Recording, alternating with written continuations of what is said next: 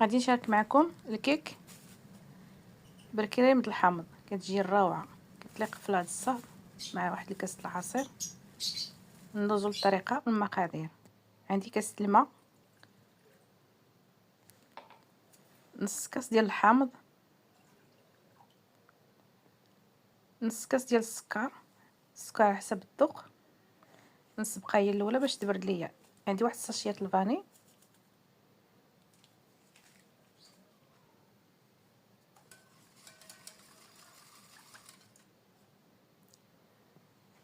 غادي نزيد البودر ديال كريم الباتيسير كما كتشوفوا، 2 معالق. المعلقه الاولى غنزيد المعلقه الثانيه.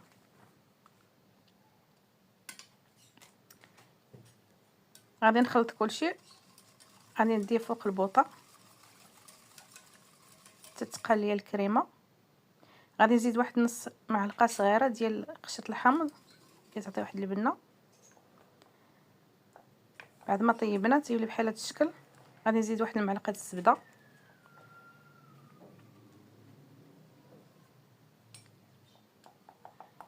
كما كتشوفوا الكريمه خفيفه ما كتجيش ثقيله.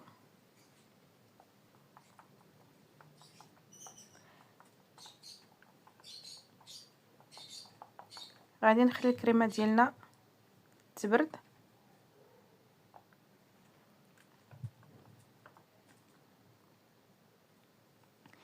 غادي نوجد الكيك. عندي 3 البيضات،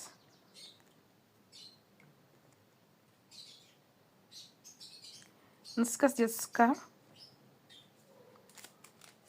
واحد الساشيات الفاني. غادي نخلط البيض والسكر مزيان تيذوب لنا داك السكر.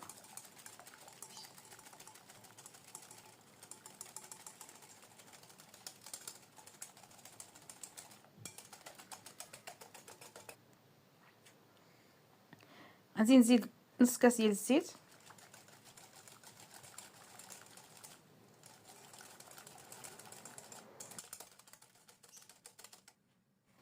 بعد ما خلطنا الزيت والسكر والبيض مزيان غادي نزيد واحد الدانون مصوص طبيعي.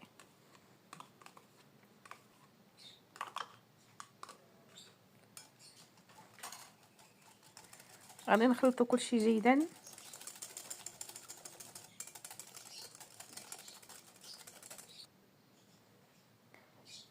غادي نزيد الدقيق، ديجا عبرته من قبل، عمرت واحد الكاس كبير ديال العصير.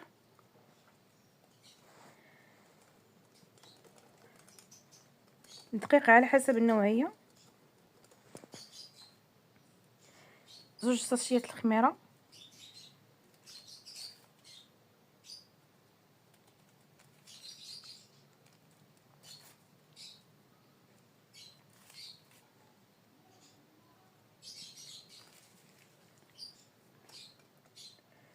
نبدا نخلط بشويه بشويه وكنزيدو الدقيق.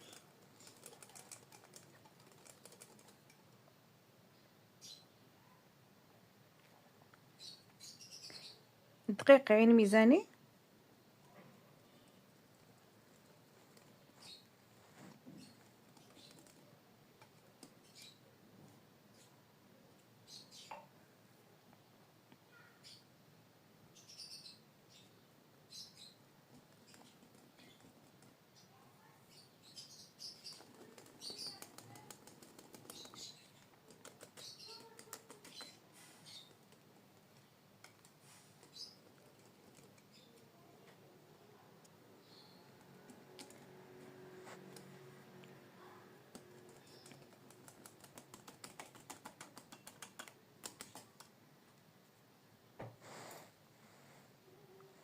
غادي نزيد واحد المعلقه كبيره ديال خل ابيض او العصير الحامض. غادي نزيد واحد المعلقه صغيره ديال قشة الحامض. قشة الحامض تنخليها حتى الاخر، عاد كنزيدها.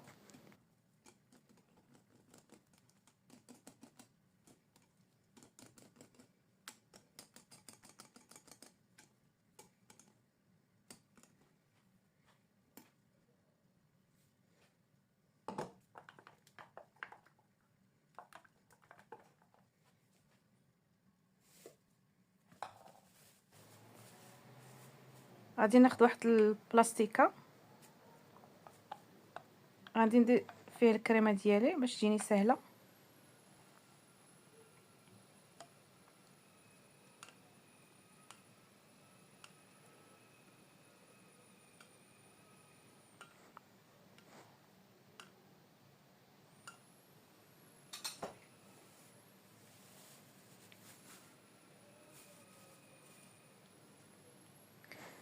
هاد الطريقه هذه كيجيني ساهل دغيا كنتحكم فيه. عندي المول، درت البابي كويسون، دهنته بشويه الزبده.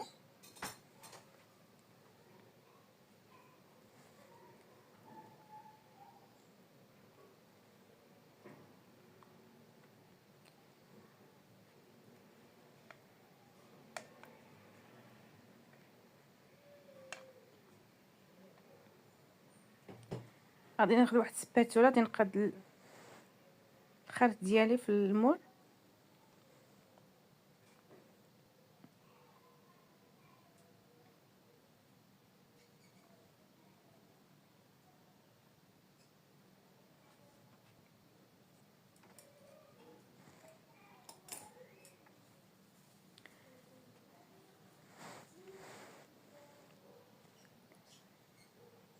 هذيك الكريمه كنديرها من الفوق،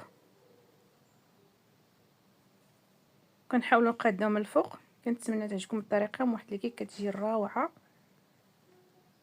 اللي عزيز عليها الحمض كتجي رائعه. كنتمنى تجربوها تعجبكم ان شاء الله.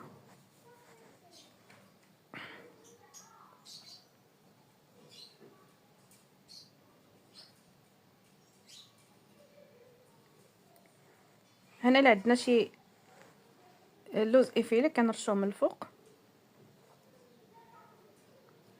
ولا كنخليوه بحال هكا. هي بعد ما خرجتها من الفران نخليها تبرد شويه، من بعد غادي نديرها في الطبسيل ديال التقديم. كما كتشوفوا هنا دهنتها بشويه النباج من الفوق باش تعطينا داك الفريون. كنتمنى تجربوها تعجبكم ان شاء الله. تجي روعه، تجي خفيفه. غادي نقطع لكم واحد الطرف باش تشوفوا من الداخل.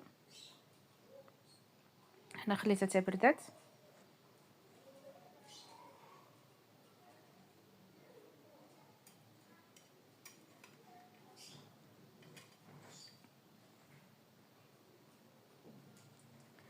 كما كتشوفوا ها هي كي جات من الداخل، كتجي روعه. كنتمنى تجربوها ان شاء الله تعجبكم.